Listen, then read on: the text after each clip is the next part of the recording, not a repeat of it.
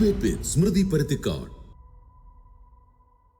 പ്രതിസന്ധി ഘട്ടങ്ങളിൽ കേന്ദ്രം നശീകരണ വികാരത്തോടെ പെരുമാറിയിട്ടും കേരളം അതിജീവിച്ചുവെന്ന് മുഖ്യമന്ത്രി പറയുന്നു. ഒന്നാം പിണറായി സർക്കാർ കാലത്തെ പ്രകൃതി ദുരന്ത കാലം മുതൽ ചൂരൽമല മുണ്ടക്കൈ ദുരന്തം വരെ എടുത്തുപറഞ്ഞാണ് കേന്ദ്ര നിലപാടിനോടുള്ള പ്രതിഷേധം. നാട് 6 ലക്ഷം കോടിയുടെ കടക്കണിയിലാണ്. ആരോഗ്യരംഗത്ത് മാത്രം 2000 കോടിക്കടുത്ത് കുടിശ്ശികയുമുണ്ട്. ക്ഷേമനിധി ബോർഡുകളുടെ തകർച്ചയും സാമൂഹ്യ സുരക്ഷാ പെൻഷനുകളുടെ മുടക്കവും കൂടെയുണ്ട്. കടുത്ത ദുരിതത്തിലും ആഘോഷത്തിന് 26 കോടിയാണ് പ്രഖ്യാപിച്ചത്. സംസ്ഥാനത്തെ 94 വകുപ്പുകൾക്കും ഓരോ ജില്ലയിലും 7 ലക്ഷം വീതം വേറെ. ആ കണക്ക് കൂട്ടി വരുമ്പോൾ 95 കോടി വരും. നവകേരള യാത്ര മാതൃകയിൽ പ്രമുഖരെ കണ്ടും എഴുതി അംഗീകരിച്ച ചോദ്യങ്ങൾ ചോദിപ്പിച്ചും യാത്ര വയനാടെത്തിയിട്ടുണ്ട്. ആശമാരെ കണ്ടില്ലെന്ന് നടിക്കാം. CPO ഉദ്യോഗാർത്ഥികൾ പിടിവാശ് വിട്ട് മടങ്ങിക്കഴിഞ്ഞു.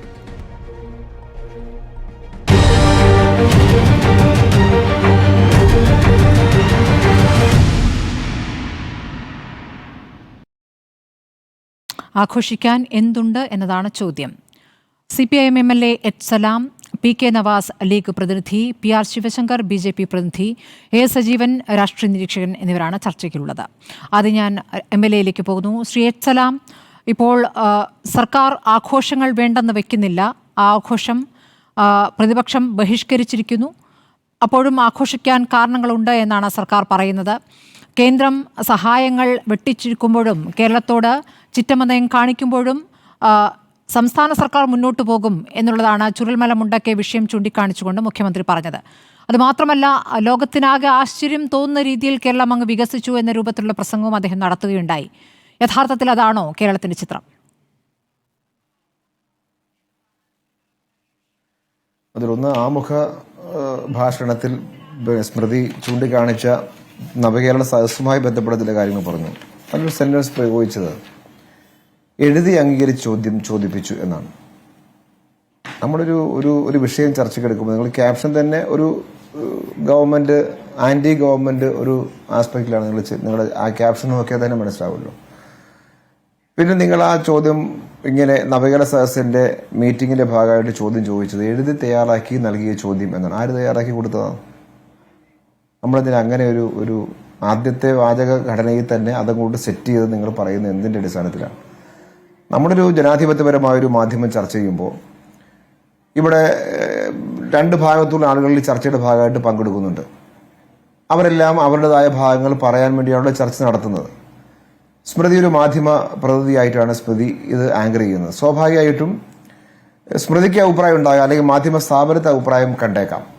ശ്രീ ഞാനൊന്ന് താങ്കളോട് വിശദീകരിക്കട്ടെ.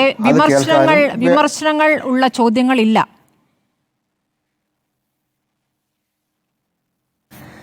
സ്മൃതി ഏതെങ്കിലും നവകേരള സദസ്സിന്റെ ഭാഗമായി രാവിലെ മുഖ്യമന്ത്രി പങ്കെടുത്ത ഏതെങ്കിലും മീറ്റിംഗ് നമ്മൾ നവകേരള സദസ്സിനെ കുറിച്ചാണോ സംസാരിക്കുന്നത് ഇപ്പോൾ? അല്ല, അതിനെക്കുറിച്ചൊരു കമന്റ് ആദ്യമേ പറഞ്ഞുകൊണ്ടാണ് എഴുതി കൊടുത്ത മാധ്യമപ്രവർത്തകർ ഓരോ പരിപാടിയിലും പങ്കെടുത്തിട്ട് എല്ലാ വാർത്തകൾ ശേഖരിക്കുന്നത്. നമുക്ക് അങ്ങനെ ഒരു തർക്കത്തിലേക്ക് പോകണ്ട. താങ്കൾ അഭിപ്രായം പറഞ്ഞോളൂ.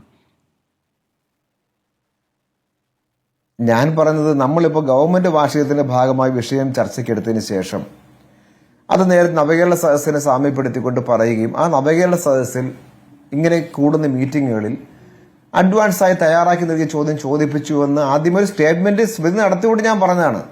നമുക്ക് അതിലേക്ക് പോകേണ്ട കാര്യമില്ലല്ലോ. അവിടെ പങ്കെടുത്തവർക്കെല്ലാം നല്ല ബോധ്യമാണ് എങ്ങനെയാണ് ചോദ്യം ചോദിച്ച് ഉത്തരം പറഞ്ഞതിൽ അവരവർക്കറിയാം. ഇപ്പോൾ 250 ആൾ പങ്കെടുത്ത 250 ആൾക്കും ചോദ്യം ചോദിക്കാൻ പറ്റില്ല. പക്ഷെ അവർ ചോദ്യങ്ങൾ ചോദിച്ചു, കുറച്ചുപേർ ചോദിച്ചു, ഉത്തരം ഓരോ ആളുകളെ എത്ര ചോദ്യങ്ങൾ ചോദിക്കാം എന്നുള്ളതിന്റെ മാനദണ്ഡം എന്താണ്? ഓരോ മേഖലയിൽ നിന്നുള്ളവർ ഓരോ മേഖലയിൽ നിന്നുള്ളവരാണ് ചോദ്യങ്ങൾ ചോദിക്കുന്നത്. അങ്ങനെ ഒരു രീതിയാണ് അവലംബിച്ചത്. 250 ചോദിക്കാൻ പറ്റില്ലല്ലോ, അതിനുള്ള സമയമില്ലാത്തതുകൊണ്ട്. അത് ഏത് മീറ്റിംഗ് ആയാലും അങ്ങനെ തന്നെയല്ലേ, സ്വാഭാവികമായിട്ട് നമ്മൾ സംഘടിപ്പിക്കുന്നത് അങ്ങനെയല്ലേ. ഞാൻ പറഞ്ഞ ഒരു ആദ്യമേ തന്നെ ഒരു സ്റ്റേറ്റ്മെന്റിൽ നെഗറ്റീവായ ഒരു കാര്യം പറഞ്ഞുകൊണ്ട് ഞാൻ പറഞ്ഞു മാത്രമേ ഉള്ളൂ. ഗവൺമെന്റ് വാർഷികം ഇപ്പോൾ LDF ഗവൺമെന്റ് മാത്രമല്ല ഗവൺമെന്റ് വാർഷികം ആഘോഷിച്ചിട്ടാണോ? അല്ല. UDFന്റെ ഗവൺമെന്റ് ഉണ്ടായ സമയത്ത് ആ സർക്കാരിന്റെ വാർഷിക പരിപാടികൾ എല്ലാ വർഷവും സംഘടിപ്പിച്ചിട്ടില്ലേ കേരളത്തിൽ? അതെന്തുകൊണ്ടാണ് സംഘടിപ്പിക്കുന്നതിനാണ്? ഒരു ഗവൺമെന്റ് ചെയ്ത പ്രവർത്തനങ്ങൾ ജനങ്ങൾക്കിടയിലേക്ക് എത്തിക്കാൻ വേണ്ടിയുള്ള ഒരു ക്യാമ്പയിൻ ആയിട്ട് തന്നെ സ്വാഭാവികമായിട്ടും എല്ലാ ഗവൺമെന്റും നടപടി സ്വീകരിക്കും. കാരണം ജനങ്ങളോട് വാഗ്ദാനങ്ങൾ പറഞ്ഞ് അവർ വോട്ട് ചെയ്ത് അധികാരമേറ്റിയ ഗവൺമെന്റ് ഞങ്ങളതാ ഇന്നെ ഇത്ര വർഷം ഭരിച്ചതിന്റെ ഭാഗമായിട്ട് ഇന്ന കാര്യങ്ങൾ ചെയ്തിട്ടുണ്ട് എന്ന് ജനങ്ങളോട് പറയാനുള്ള ഒരു ഭരണപരമായ ബാധ്യതയുണ്ട്, പൊളിറ്റിക്കലായ ബാധ്യതയുണ്ട്. അത് ഞങ്ങൾ നിറവേറ്റപ്പെടും. ഇപ്പോൾ ഇതിന്റെ ഭാഗമായിട്ട് ഔദ്യോഗികമായി ചെയ്തതിന് പുറമെ ഞങ്ങൾ എല്ലാ ജില്ലയിലും ജില്ലാ റാലികൾ സംഘടിപ്പിക്കുന്നുണ്ട് LDFന്റെ. അവിടെ രാഷ്ട്രീയമായി കൂടി പറയേണ്ട കാര്യം രാഷ്ട്രീയമായി കൂടി ഞങ്ങൾ പറഞ്ഞുകൊണ്ടാണ് പോരുന്നത്. കേരളത്തിന്റെ ചരിത്രത്തിലെ ആദ്യമായിട്ടാണ് 9 വർഷം കടന്ന ഒരു തുടർഭരണം, ഒരു മുന്നണി ഭരണം തുടർച്ചയായി വരുന്നത് 9 വർഷം കടന്നിരിക്കുന്നത് ആദ്യമായിട്ടാണ്. അതൊരു കേരളത്തിന്റെ ഒരു ജനാധിപത്യ അല്ലെങ്കിൽ പാർലമെന്ററി ചരിത്രത്തിലെ ഒരു പ്രത്യേകതയുള്ള ഒരു സന്ദർഭം കൂടിയാണ് സ്വാഭാവികമായിട്ടും. ആ തുടർച്ചയായ ഭരണത്തിൽ കേരളം ആർജിച്ചൊരു പുരോഗതിയെ അത് നമ്മൾ ഏതെല്ലാം നിലയിൽ ഒരു ആംഗിൾ വെച്ച് നിങ്ങൾ സംസാരിച്ചാൽ അല്ലെങ്കിൽ ഒരു നിലപാട് നിങ്ങൾക്കുണ്ടെങ്കിലും ഇതുവരേക്കും 9 വർഷത്തെയും പ്രവർത്തനത്തിൽ ഈ സർക്കാർ നടത്തിയ ഏതെങ്കിലും സ്കീമുകൾക്ക് നിങ്ങളുടേതായ ഒരു പൂർണ്ണ പിന്തുണയൊന്നും കിട്ടിയിട്ടില്ല എങ്കിലും ഏതാണ്ട് ഒരു 90% നിങ്ങൾ നിഷേധപരമായിട്ടോ വിമർശനപരമായിട്ടോ ആണ് നിങ്ങൾ കാര്യങ്ങൾ ഗവൺമെന്റിനുമായി ബന്ധപ്പെട്ട് അവതരിപ്പിക്കപ്പെട്ട് പോയിട്ടുള്ളതെങ്കിലും ഈ കേരളം ഇപ്പോൾ ആർജിച്ച നേട്ടങ്ങൾ അങ്ങനെ തള്ളിക്കളയാൻ പറ്റില്ല. അതാണ് തീർച്ചയായും ശ്രീ എത്സലാം, നേട്ടങ്ങളുള്ളത് അത് ജനങ്ങളിലേക്കാണ് എത്തുന്നത്. ഞാൻ ഇടയ്ക്കൊന്ന് ചോദിച്ചോട്ടെ, ഈ നേട്ടങ്ങൾ മുഖ്യമന്ത്രിയും മന്ത്രിമാരും ഓരോ ജില്ലയിലും പോയി വിളിച്ചു പറയുകയാണോ വേണ്ടത്, അതോ നേട്ടം ജനങ്ങൾക്ക് അനുഭവപ്പെടുകയാണോ വേണ്ടത്? അത് അനുഭവപ്പെടുന്നില്ല എന്നുള്ളത് കൊണ്ടാണോ നിങ്ങൾ ഇങ്ങനെ വിളിച്ചു പറയാനായി ഓരോ ജില്ല തോറും സഞ്ചരിക്കുന്നത്? അനുഭവപ്പെടുന്നില്ല എന്ന് സ്മൃതി ഏതടിസ്ഥാനത്തിൽ? ഞാൻ എന്റെ ചോദ്യമാണ് ചോദിച്ചത്. എന്തുകൊണ്ടാണ് അനുഭവപ്പെടുന്നുണ്ടെങ്കിൽ പിന്നെ എന്തിനാണ് ജില്ല തോറും ഇതാ ഞങ്ങൾ ഇതൊക്കെ ചെയ്തു എന്ന് വിളിച്ചു പറയേണ്ടി വരുന്നത്? അനുഭവം പറയാം. ഇപ്പോ സംസ്ഥാനത്ത് PRD എന്നൊരു വകുപ്പുണ്ട്. എന്തിനാണ് ആ വകുപ്പ്? അങ്ങനെയാണെങ്കിൽ PRD ഒരു വകുപ്പിന്റെ ആവശ്യമുണ്ടോ? പബ്ലിക് റിലേഷൻസ് വകുപ്പ് എന്തിനാണ്? സ്വാഭാവികമായിട്ട് ഇപ്പൊ LDF ആയാലും UDF ആയാലും ഒരു ഗവൺമെന്റിന്റെ ഭാഗമായി നിൽക്കുമ്പോൾ ഇങ്ങനെ ഒരു പ്രചരണത്തിന്റെ ഭാഗമായ ഒരു സ്പേസ് കൂടി നമ്മുടെ സിസ്റ്റത്തിന്റെ ഭാഗമായി തന്നെ ഉണ്ട്. അത് ഉപയോഗപ്പെടുത്തുന്ന സാഹചര്യമില്ലേ? പിന്നെ കേരളത്തിന്റെ ജനാധിപത്യ സിസ്റ്റത്തിന്റെ ഭാഗമായി അധികാരത്തിൽ വന്ന ഗവൺമെന്റിന് അത് ഉപയോഗപ്പെടുത്തിക്കൊണ്ട് ജനങ്ങളോട് അത് കൺവേ ചെയ്യാൻ കഴിയുന്ന ഒരു സാധ്യതകൾ സ്വാഭാവികമായിട്ട് ഞങ്ങൾ സ്വീകരിക്കില്ലേ? അതിൽ പ്രധാനപ്പെട്ട ഒരു ഭാഗം കേരളത്തിലെ മാധ്യമ സമൂഹത്തെ ആകെ എടുത്താൽ ഏതാനും 1-2 മാധ്യമങ്ങൾ ഒഴിച്ചാൽ ബാക്കി ഏതാണ്ട് എല്ലാ മാധ്യമങ്ങളും ആന്റി ഗവൺമെന്റ് ആണ്, ആന്റി LDF ആണ്. അതൊരു നിലപാടാണ് നിങ്ങളുടെ. അത് ആന്റി LDF എന്നല്ല ശ്രീ എത്സലാം, ആര് ഭരിക്കുമ്പോഴും ഭരിക്കുന്നവരെ പുകഴ്ത്താനല്ല ഇവിടുത്തെ മാധ്യമങ്ങൾ എന്ന് നിങ്ങൾ കേന്ദ്രത്തെ നോക്കി കൃത്യമായി പറയാറുണ്ട്. സംസ്ഥാനത്തേക്ക് വരുമ്പോൾ അതിൽ നിലപാട് മാറുകയാണ്. അതെന്തുകൊണ്ടാണെന്ന് മനസ്സിലാകുന്നില്ല. ഭരണാധികാരികളെ പുകഴ്ത്തലല്ല മാധ്യമങ്ങളുടെ ധർമ്മം എന്നുള്ളതാണ് മനസ്സിലാക്കുന്നത്. നമ്മുടെ സമയം കുറവുള്ളതുകൊണ്ട് നമുക്ക് വിഷയത്തിലേക്ക് വരാം. നമ്മൾ എന്തുകൊണ്ട്, താങ്കൾ പറഞ്ഞ ഒരു കാര്യം ശരിയാണ്, 9 വർഷത്തിലേക്ക് കടക്കുന്ന ഒരു സർക്കാർ എന്നുള്ളത് കേരളത്തിനെ സംബന്ധിച്ച് ആദ്യം സംഭവിക്കുന്നതാണ്. അപ്പോൾ നിങ്ങൾക്ക് സ്വാഭാവികമായും ആഘോഷിക്കാൻ അർഹതയുണ്ട്. ആ അർത്ഥത്തിൽ നോക്കിയാൽ ശരിയാണ് നിങ്ങൾ പറയുന്നത്.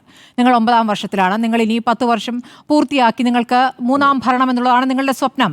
ഉറപ്പായിട്ടും അത് ആഘോഷിക്കാം. പക്ഷേ നിങ്ങൾ എല്ലാ ഘട്ടത്തിലും പണമില്ല, നമ്മളാകെ ബുദ്ധിമുട്ടുകയാണെന്ന് പറഞ്ഞുകൊണ്ടിരിക്കുകയാണ്. ഈ കടക്കണിയെക്കുറിച്ച് പറഞ്ഞുകൊണ്ടിരിക്കുകയാണ്.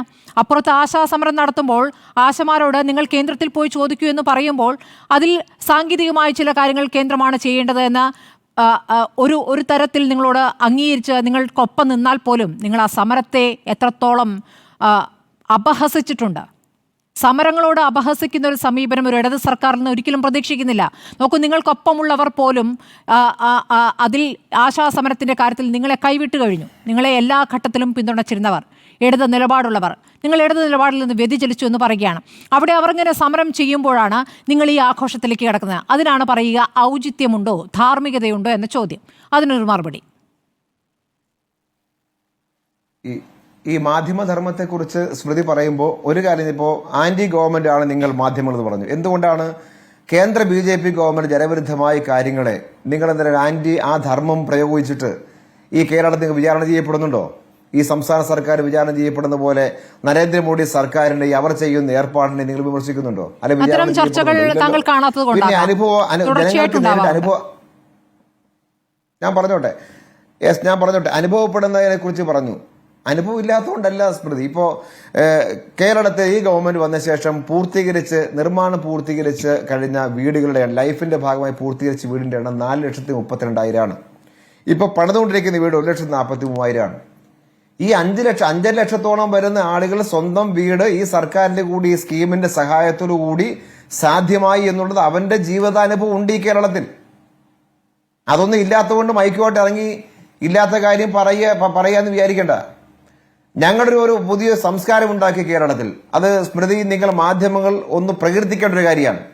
കേരളത്തിൽ ജനാധിപത്യ സിസ്റ്റത്തിൽ ഒരു ഗവൺമെന്റ് അധികാരത്തിൽ വന്നാൽ നൽകിയ വാഗ്ദാനം ഓരോ വർഷവും പ്രോഗ്രസ് കാർഡ് പ്രസിദ്ധീകരിച്ച് ഇന്ന കാര്യങ്ങൾ ഞങ്ങൾ പറഞ്ഞിരുന്നു, ഇന്ന കാര്യങ്ങൾ നടപ്പാക്കി, ബാക്കി നടപ്പാക്കിക്കൊണ്ടിരിക്കുന്നു, അല്ലെങ്കിൽ ആരംഭിക്കാൻ കഴിഞ്ഞിട്ടില്ല. ഇത് ജനങ്ങളോട് ഇങ്ങനെ കൃത്യമായ ഉത്തരവാദിത്വത്തോടു കൂടി തിരിച്ചു പറഞ്ഞൊരു ഗവൺമെന്റ് പിണറായി വിജയന്റെ ഗവൺമെന്റാണ്, LDFന്റെ ഗവൺമെന്റാണ്. ഒരു കാലത്ത് അങ്ങനെ ഒരു ഗവൺമെന്റ് ഉണ്ടായിട്ടില്ല. ബാക്കി എല്ലാ ഗവൺമെന്റും പറയണത് ഇപ്പോ BJP നേതാക്കന്മാർ പരസ്യമായ സ്റ്റേറ്റ്മെന്റ് പറഞ്ഞിട്ടില്ലേ? ഇലക്ഷൻ സമയത്ത് പറയുന്നു വാഗ്ദാനം പാലിക്കാനുള്ളതല്ല എന്ന് അവർ പരസ്യമായിട്ട് പറഞ്ഞില്ലേ? ചില BJPയുടെ സെൻട്രൽ നേതാക്കന്മാർ തന്നെ പറഞ്ഞില്ലേ? ശ്രീ നിങ്ങൾക്ക് സർക്കാർ നടപ്പാക്കിയ പദ്ധതികളെ കുറിച്ച് ഒരുപാട് പറയാനുണ്ടാകാം. അത് കുറെയൊക്കെ അംഗീകരിക്കാൻ തയ്യാറുമാണ്. പക്ഷേ ഞാൻ ചോദിച്ചത്, സാമ്പത്തിക ബുദ്ധിമുട്ടുകൾ ഇവിടെ പറയുമ്പോൾ എങ്ങനെയാണ് ഇതിലേക്ക് കോടികൾ ചെലവഴിക്കുക? നിങ്ങൾ 26 കോടി ഇതിനായി തന്നെ ഈ പരിപാടിക്ക്, ആഘോഷ പരിപാടിക്ക് എന്ന രൂപത്തിൽ എഴുതി കൊടുത്തു. അതുകൂടാതെ ഓരോ വകുപ്പിനും ഓരോ ജില്ലയിലും 7 ലക്ഷം വീതം. അപ്പോൾ ആകെ തന്നെ 94 വകുപ്പുണ്ട്. എത്ര ലക്ഷമായി? എത്ര കോടിയാകുന്നു? ലക്ഷമല്ല, കോടി. നിങ്ങൾക്ക് കണക്ക് കൂട്ടിയിട്ട് നിങ്ങൾക്ക് ഗവൺമെന്റ് ചെയ്യുന്ന ഇതൊന്നും നിങ്ങൾക്ക് ഇഷ്ടപ്പെടില്ല. കാര്യം നിങ്ങളിങ്ങനെ ഗവൺമെന്റ് ഒരു ഭാഗം എടുത്ത് ആശമാർക്ക് കൊടുക്കാമെന്നൊരു ആലോചന എന്തുകൊണ്ടുണ്ടാകുന്നില്ല? അതൊരു ചോദ്യമല്ലേ? ആ സ്ത്രീകൾ അവിടെ നരകിച്ച് സമരം ചെയ്ത് ഗതികെട്ട് എണീച്ചു പോകട്ടെ എന്നൊരു നിലപാട് എങ്ങനെയാണ് നിങ്ങൾക്ക്? എങ്ങനെ അതെന്താ?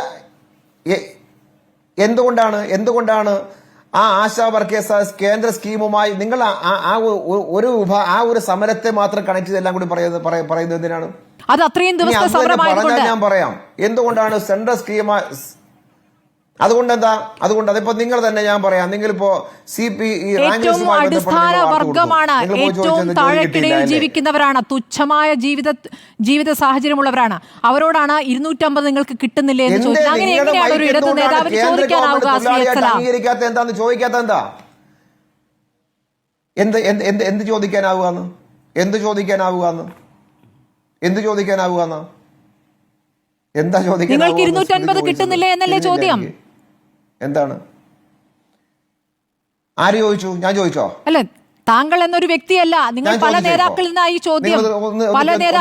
ചോദ്യം, ആ സമരത്തെ ഏതൊക്കെ രൂപത്തിൽ അധിക്ഷേപിച്ചു? നിങ്ങളുടെ നേതാക്കൾ തന്നെ എത്ര പേർ അധിക്ഷേപിച്ച് സംസാരിച്ചു? ശ്രീ എച്ചലാം, നിങ്ങൾ ഇല്ലാത്തതൊന്നും ക്രിയേറ്റ് ചെയ്യണ്ട. ഇല്ലാത്തത് ക്രിയേറ്റ് ചെയ്യണ്ട. ഇവിടെ കേരളം കണ്ട കാര്യങ്ങളാണ്. നിങ്ങളുടെ പൊളിറ്റ്ബ്യൂറോ അംഗം മുതൽ താഴോട്ട് നേതാക്കൾ എങ്ങനെയാണ് അധിക്ഷേപിച്ച് സംസാരിച്ചതെന്ന്, തൊഴിലാളി വർഗ നേതാവ് എളമരം കരീം സംസാരിച്ചതെന്ന്, ഇതൊക്കെ കേരളം കണ്ടതല്ലേ? ആ സമരത്തിന്റെ പിന്നിൽ രാഷ്ട്രീയമായ തലങ്ങളുണ്ട്. അതിനകത്ത് കൂടിച്ചേരാനാവാത്ത പലരും കൂടിച്ചേർന്ന് ഒരു ആന്റി ഗവൺമെന്റ് 72 ദിവസമായി വെയിലും മഴയും കൊണ്ട് നിൽക്കുന്ന സ്ത്രീകൾക്ക് രാഷ്ട്രീയ അജണ്ട, 34 ദിവസമായി നിരാഹാരം എടുക്കുന്ന സ്ത്രീകൾക്ക് രാഷ്ട്രീയ അജണ്ട എന്ന ഒരു ഇടത് നേതാവിന്, ഇടത് MLA എങ്ങനെ പറയാൻ കഴിയുന്നു? കേന്ദ്രമന്ത്രി പോയി അവിടെ പോയി ഡാൻസ് കളിച്ചില്ലേ? അതൊക്കെ പഴയ കാര്യമല്ല. ആ ഡാൻസ് ഒക്കെ കഴിഞ്ഞ് പിന്നെ ഇപ്പോൾ അങ്ങോട്ടേക്ക് എത്താൻ പറ്റുന്നുണ്ടോ? അവിടേക്ക് അടുക്കാൻ പറ്റുന്നുണ്ടോ? അല്ലല്ല, ഡാൻസ് കളിച്ചാണെങ്കിലും ആ സമര സ്ഥലത്തേക്ക് ഒന്ന് എത്താൻ ശ്രമിച്ചു. എന്തോ കൊടുത്തു അവർക്ക്, കൊടുക്കാത്തവർ വരണ്ട എന്ന് പറയുകയും ചെയ്തല്ലോ. കൊടുക്കാത്തവർ ഇനി വരണ്ട എന്ന് പറയുകയും ചെയ്തല്ലോ. അവർ എന്താ അംഗീകരിക്കാതിരുന്നേ? സമര സ്ഥലത്തേക്ക് വരുന്നവരെ അപമാനിച്ചു വിടലല്ല അവരുടെ ലക്ഷ്യം. അവർ നിങ്ങളോടാണ് ആവശ്യപ്പെടുന്നത്, സർക്കാരിനോടാണ് ആവശ്യപ്പെടുന്നത്. ഞാൻ താങ്കളിലേക്ക് വരാം.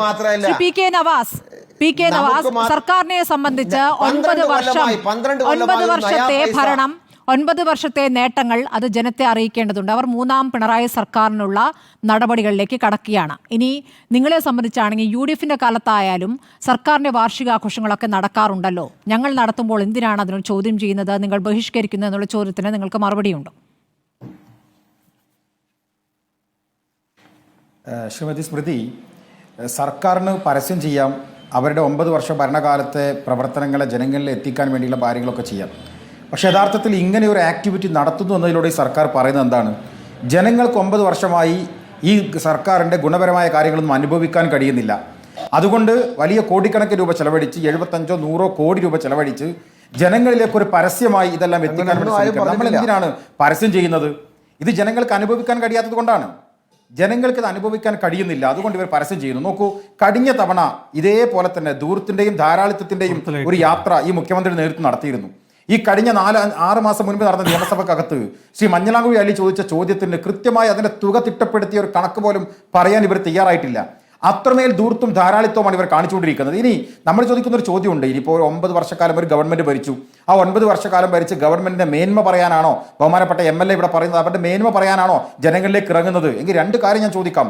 ഒന്ന്, നിങ്ങൾ ഈ ഉദ്ഘാടന കർമ്മം കാസർഗോഡ് നിർവഹിക്കുന്നതിന്റെ തൊട്ട് തലേ ദിവസം രാത്രി 12 മണിക്ക് തിരുവനന്തപുരത്ത് സെക്രട്ടേറിയറ്റിന് മുമ്പിൽ കുറെ പെൺകുട്ടികൾ മാധ്യമങ്ങളെ കണ്ടിരുന്നു. അവരെ പറഞ്ഞ് പലരും പല രൂപത്തിൽ വൈകാരികമായി പ്രതികരിച്ചു. അതിൽ ഒരാൾ പറഞ്ഞ വാചകമുണ്ട്, ഞങ്ങൾ പോവുകയാണ് മുഖ്യമന്ത്രി സാറേ, ഞങ്ങൾ പോവുകയാണ്, ഇനി ഞങ്ങൾ കാത്തിരിക്കുന്നില്ല. ഉപ്പിൽ മുട്ടുകുത്തി അവർ നിന്നു, കയ്യിൽ മെഴുകുതിരി കത്തിച്ചു നിന്നു, ശയനപ്രദക്ഷിണം നടത്തി സെക്രട്ടേറിയറ്റിന് മുമ്പിൽ. എന്തെല്ലാം അവർ ചെയ്തു? അവരെ ഒന്ന് നോക്കാൻ, ദയാപൂർവം അവരെ ഒന്ന് നോക്കാൻ പോലും കഴിയാതെ ഇവിടുത്തെ CPOമാരുടെ ലിസ്റ്റിലേക്ക്, വനിതാ CPOമാരുടെ ലിസ്റ്റിലേക്ക് ദയാപൂർവം ഒന്ന് നോക്കാനോ അതൊന്ന് പരിഗണിക്കാനോ കഴിയാത്തവർ കോടിക്കണക്കിന് രൂപയുടെ മാമാങ്കം നടത്തുമ്പോൾ ജനങ്ങൾ ചോദിച്ചു പോകും, പ്രിയപ്പെട്ട MLA, ജനങ്ങൾ ചോദിക്കില്ലേ നിങ്ങൾ എന്തിനാണ് ഇതിങ്ങനെ ചെയ്യുന്നത് എന്ന്? ആശാവർക്കർമാർ 10-74 ദിവസമായി അവർ സമരം ചെയ്യുന്നു. മഴ കൊണ്ട് വെയിൽ കൊണ്ട് സമരം ചെയ്യുമ്പോൾ അവരുടെ പന്തല് പോലും തല്ലി തകർത്തുകൊണ്ട് 3 തവണ അവരെ ചർച്ചയ്ക്ക് വിളിച്ചപ്പോൾ ആശാവർക്കർമാരുടെ പത്രസമ്മേളനം നിങ്ങളൊന്ന് എടുത്ത് കാണും. 3 വർഷം അവർ ചർച്ച കഴിഞ്ഞിട്ട് പുറത്തിറങ്ങി വന്നപ്പോൾ പറഞ്ഞ എന്താണ്? ഇപ്പോഴത്തെ സാമ്പത്തിക സ്ഥിതി അനുസരിച്ച് ഞങ്ങൾക്ക് സഹായിക്കാൻ കഴിയില്ല. ഒരു പടി കൂടി കയറി പറഞ്ഞു ബഹുമാനപ്പെട്ട ആരോഗ്യമന്ത്രി, നിങ്ങൾ ഉദ്ദേശിച്ച 20,000 രൂപയല്ല, 40,000 രൂപ എൻ്റെ ആശമാർക്ക് കൊടുക്കണമെന്ന ഞങ്ങൾ ആഗ്രഹിക്കുന്നത്. പക്ഷെ എന്തു ചെയ്യാനാ, ഞങ്ങളുടെ കയ്യിൽ പണമില്ല എന്ന് പറഞ്ഞല്ലേ അവർ തിരിച്ചയച്ചത്. അത് അന്ന് തന്നെ പത്രക്കാരെ കണ്ട് അവർ പറഞ്ഞില്ലേ മന്ത്രി ഇങ്ങനെയാണ് പറഞ്ഞത് എന്ന്. അപ്പൊ പണമില്ല എന്ന് ഒരു ഭാഗത്ത് പറയുകയും എന്നിട്ട് ഒരു ഭാഗത്ത് വലിയ ദൂർത്ത് നടത്തുകയും ചെയ്യുകയാണ്. ഇനി നമുക്ക് നോക്കാം, ഈ സർക്കാരിനെ നമുക്കൊരു സോഷ്യൽ ഓഡിറ്റിംഗ് നടത്താലോ? ഞാൻ സ്മൃതി പറയട്ടെ, അൺഎംപ്ലോയ്മെന്റ് ലിസ്റ്റ് നിങ്ങളൊന്ന് പരിശോധിക്ക്. ഗവൺമെന്റ് ഓഫ് ഇന്ത്യയുടെ മിനിസ്ട്രി ഓഫ് സ്റ്റാറ്റിസ്റ്റിക്സിന്റെ NSS റിപ്പോർട്ട് നമ്മുടെ കയ്യിലുണ്ട്, വെബ്സൈറ്റിൽ ഇപ്പോൾ അവൈലബിൾ ആണ്. ഞാനിന്നത് പരിശോധിച്ചു. 2014 ശ്രീമാൻ ഉമ്മൻചാണ്ടി ഭരണത്തിന്റെ കാലത്ത് 7.4% കേരളത്തിന്റെ അൺഎംപ്ലോയ്മെന്റ് റേറ്റ് എന്ന് പറയുന്നത്. എന്നാൽ 2024 ഇവർ പറയുന്ന 9 വർഷം പൂർത്തീകരിച്ച് 2024 കണക്ക് 10.2 ഈ ഭരണം മികച്ചതാണ് എന്നാണോ ബഹുമാനപ്പെട്ട MLA പറയുന്നത്? അങ്ങനെയാണോ ഞങ്ങൾ ചെറുപ്പക്കാർ ജോലിയില്ലാതെ ഈ തെരുവിലിരിക്കുന്ന ഈ സാധുക്കളായ ചെറുപ്പക്കാർ മനസ്സിലാക്കേണ്ടത്? മാത്രമല്ല, യൂത്ത് അൺഎംപ്ലോയ്മെന്റുമായി ബന്ധപ്പെട്ട റിപ്പോർട്ട് ഗവൺമെന്റ് ഓഫ് ഇന്ത്യയുടെ മിനിസ്ട്രി ഓഫ് സ്റ്റാറ്റിസ്റ്റിക്സിന്റെ വെബ്സൈറ്റിനകത്തുണ്ട്. എന്താ യൂത്ത് അൺഎംപ്ലോയ്മെന്റിനെ കുറിച്ച് പറയുന്നത്? ഏറ്റവും കൂടുതൽ കേരളത്തിൽ 31% യുവാക്കൾക്ക് ജോലിയില്ലാത്ത സംസ്ഥാനമായി കേരളം നമ്മുടെ മുമ്പിൽ നിൽക്കുകയാണ്. അപ്പോഴാണ് ഈ മാമാങ്കം നടത്തുന്നത്. അവിടെ മാത്രമാണോ? GSDP റിപ്പോർട്ട് നമ്മുടെ കയ്യിലുണ്ടല്ലോ, gross state domestic production report ഉണ്ട്. കേരളത്തിൽ 2016 ഉമ്മൻചാണ്ടി ഭരിക്കുമ്പോൾ 7.5 എന്നാൽ 2024 6.1 1.4% കുറവ് വന്നിരിക്കുന്നു. 2024 എത്തിയപ്പോൾ ഈ ഭരണത്തെയാണോ നിങ്ങൾ മികച്ച ഭരണം എന്ന് പറഞ്ഞ് കേരളത്തിൽ കൊട്ടിഘോഷിക്കാൻ വേണ്ടി പോകുന്നത്? രാജ്യത്തിന്റെ ഫിസിബിലിറ്റി ഡെഫിസിറ്റ് എത്രയാണ്? സാമ്പത്തിക കുറവ് എത്രയാണ്? ഉമ്മൻചാണ്ടി ഭരിക്കുമ്പോൾ 2.9 ആയിരുന്നു, ഇപ്പോൾ 4.1% കൂടി. ഈ ഭരണത്തെയാണ് നിങ്ങൾ ന്യായീകരിക്കാൻ വേണ്ടി പോകുന്നത്. എന്തിനേറെ, രാജ്യത്തിന്റെ കടം നമ്മൾ എത്ര തവണ ചർച്ച ചെയ്തതാണ്. 2016 കേരളത്തിന്റെ കടം 1.2 ലക്ഷം കോടി രൂപയാണ്. 2024 അത് 3.5 ലക്ഷം കോടി രൂപയാണ്. അപ്പൊ ഇവരെന്താ പറയാന്നറിയോ? ഞങ്ങൾ കേന്ദ്രം വല്ലാണ്ട് ഉപദ്രവിക്കുകയാണ്. ശരിയാണ്, കേന്ദ്രം ഉപദ്രവിക്കുന്നുണ്ട്. കേരളത്തെക്കാൾ കേന്ദ്രം ഉപദ്രവിക്കുന്ന മറ്റൊരു സംസ്ഥാനം നമ്മുടെ മുമ്പിലുണ്ടല്ലോ, അത് തമിഴ്നാടാണ്. ഞാൻ തമിഴ്നാടിന്റെ GSDP റിപ്പോർട്ട് ഒന്ന് എടുത്തു നോക്കി. അവർ 2016 8.2%. 2024 എത്തിയപ്പോൾ അവർ 9.2%, 1% വർദ്ധിപ്പിച്ചു. കർണാടകയും സമാനമാണ്, 7.8 നിന്നാണ് 2016. 2024 എത്തുമ്പോൾ 8.4, 0.6% അവർ വർദ്ധിപ്പിക്കുകയാണ്. നോക്കൂ, കേരളത്തിലെ ക്രൈം റേറ്റ് വളരെ ഗുരുതരമായ കാര്യമല്ലേ? നാഷണൽ ക്രൈം റെക്കോർഡ് ബ്യൂറോയുടെ കണക്ക് സൈറ്റ് പരിശോധിച്ചാൽ ക്രൈം റേറ്റിന്റെ കാര്യത്തിൽ കേരളം വലിയ കുതിച്ചുചാട്ടം നടത്തുകയാണ്. കൊലപാതകികളുടെ എണ്ണമായി നാടായി കേരളം മാറുകയാണ്. ഇത് വെറുതെ ചാനൽ ചർച്ച ഇരുന്ന് പറയല്ല, NCRBയുടെ റിപ്പോർട്ട് പരിശോധിച്ചിട്ടാണ് ഞാൻ പറയുന്നത്.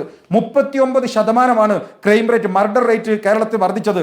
സ്ത്രീകൾക്കെതിരെയുള്ള അതിക്രമം വർദ്ധിച്ചത് 55%. 2016 നിന്ന് നിങ്ങളുടെ 10 വർഷം കഴിയുമ്പോൾ മാത്രമല്ല 2 തവണ 2022 ഇന്ത്യയിൽ ഏറ്റവും കൂടുതൽ കൊലപാതകം നടക്കുന്ന സംസ്ഥാനമായി 5ാം സ്ഥാനത്ത് ഒരു ഘട്ടത്തിൽ കേരളം എത്തി. സ്ത്രീകൾക്കെതിരെയുള്ള അതിക്രമത്തിൽ 2022 3ാം സ്ഥാനത്ത് കേരളം എത്തി. അപ്പോൾ ഇത്തരത്തിൽ NCRBയുടെ റിപ്പോർട്ട് പ്രകാരം ഏറ്റവും ക്രിമിനൽ ആക്ടിവിറ്റി നടത്തുന്ന ഇടമായി മാറി വിദ്യാഭ്യാസ മേഖല. നിങ്ങളൊന്ന് പരിശോധിക്കണേ. ഗവൺമെന്റ് ഓഫ് ഇന്ത്യയുടെ മിനിസ്ട്രി ഓഫ് എഡ്യൂക്കേഷന്റെ വെബ്സൈറ്റ് ഞാനൊന്ന് പരിശോധിച്ചു. ഏറ്റവും കൂടുതൽ ഡ്രോപ്പ് ഔട്ട് റേറ്റ് നിങ്ങൾ പരിശോധിക്കുക. ഡ്രോപ്പ് ഔട്ട് റേറ്റ് കേരളത്തിലെ ഗവൺമെന്റ് സ്കൂളുകളിലെ വിദ്യാർത്ഥികളുടെ കൊഴിഞ്ഞു പോകുന്ന റേറ്റ് UDF ഭരിക്കുന്ന സമയത്ത് 0.8% ആയിരുന്നുവെങ്കിൽ പിണറായി വിജയൻ 10 വർഷം പൂർത്തീകരിക്കുമ്പോൾ 2.1% ഗവൺമെന്റ് സ്കൂളുകളിൽ വിദ്യാർത്ഥികൾ ഉപേക്ഷിച്ചു പോകുന്നു. അത് മാത്രമാണോ, NIRFന്റെ റാങ്കിങ് അതിപ്പോൾ വെബ്സൈറ്റിൽ അവൈലബിൾ ആണ്. ബഹുമാനപ്പെട്ട MLA അതൊന്ന് പരിശോധിക്കണം. 2016 കേരളത്തിലെ ടോപ്പ് 50 യൂണിവേഴ്സിറ്റികളിൽ 5 സർവകലാശാല കേരളത്തിലെ സർവകലാശാലയായിരുന്നു. ഇന്ത്യയിലെ ടോപ്പ് 50 യൂണിവേഴ്സിറ്റികളിൽ 5 എണ്ണം കേരളത്തിലാണ്. എന്നാൽ 2024 ഇപ്പോൾ ഞാൻ സംസാരിച്ചുകൊണ്ടിരിക്കുമ്പോൾ നമ്മളെ വെബ്സൈറ്റ് പരിശോധിക്കുമ്പോൾ 1ാം സ്ഥാനത്തുണ്ടായ കേരള യൂണിവേഴ്സിറ്റി 38ാം സ്ഥാനത്താണ്. ടോപ്പ് 50 ഒറ്റ യൂണിവേഴ്സിറ്റിയാണ് കേരളത്തിൽ നിന്ന് ആകെ ഉള്ളത്. ഈ കേരളത്തെ നീ വിദ്യാഭ്യാസ മേഖലയെ നോക്കിയിട്ടാണോ നിങ്ങൾ ഇവിടെ വലിയ മാമാങ്കം നടത്തുന്നു എന്ന് പറയുന്നത്? മാത്രമല്ല അതേ വെബ്സൈറ്റിലുണ്ട്. തിരിച്ചെത്താം, ആഘോഷിക്കാൻ എന്തുണ്ട് എന്ന ചർച്ച തുടരുകയാണ്. ഞാൻ BJP പ്രതിനിധിയിലേക്ക് പോകുന്നു. ശ്രീ PR ശിവശങ്കർ, മുഖ്യമന്ത്രി ഈ ആഘോഷ പരിപാടി തുടങ്ങുന്ന ഘട്ടത്തിൽ തന്നെ പറഞ്ഞത് കേന്ദ്രത്തിന്റെ നശീകരണ വാസന എന്നുള്ളതാണ്. അത് തുടരുമ്പോഴും സംസ്ഥാനം അതിജീവിക്കുകയാണ്, നശീകരണ വികാരമാണ് കേന്ദ്രത്തിനെന്നുള്ളതാണ് മുഖ്യമന്ത്രി പറഞ്ഞത്. അതിൽ ചൂരൽമല മുണ്ടക്കൈ ദുരന്തത്തിന് കേന്ദ്രം എങ്ങനെയൊക്കെയാണ് സഹായം തരാതിരിക്കുന്നത് എന്നും അതുമായി ബന്ധപ്പെട്ട് നേരത്തെ നൽകിയിരുന്ന ഉറപ്പുകൾ ഇതൊക്കെ ഓർമ്മിപ്പിച്ചുകൊണ്ടാണ് മുഖ്യമന്ത്രി പ്രസംഗിച്ചത്. എന്താണ് ഈ ഘട്ടത്തിൽ മറുപടി പറയാനുള്ളത്?